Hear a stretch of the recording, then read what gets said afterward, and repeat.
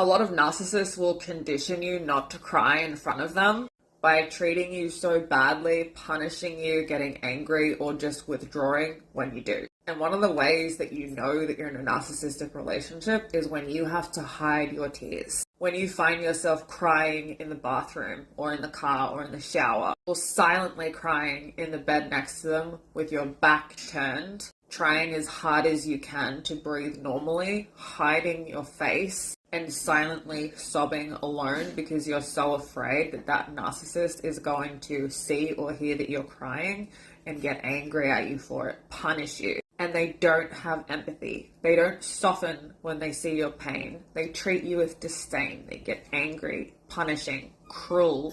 They make it worse. Often because they take your tears as an attack on them, or they just can't be bothered with them. They can't be bothered with your normal human emotions. They don't feel you. They don't want to understand you. And once you're in the devaluation phase, there's no pretense anymore. And so instead of being met with outright cruelty or just being stared through, you learn to hide the fact that you're crying. You learn to hide your tears. And it's less painful to cry alone than it is to be invalidated, sighed at, have this person roll their eyes at you, get angry at you, or just generally treat you like shit because they cannot be bothered with your emotions and they don't care. I mean, unless they're in front of people, obviously, then they're like partner of the year. But behind closed doors, when you're in a narcissistic relationship, you learn to suppress yourself. You learn to suppress all negative emotion. And I think that most people who have been in a narcissistic relationship can relate to the scenario where you are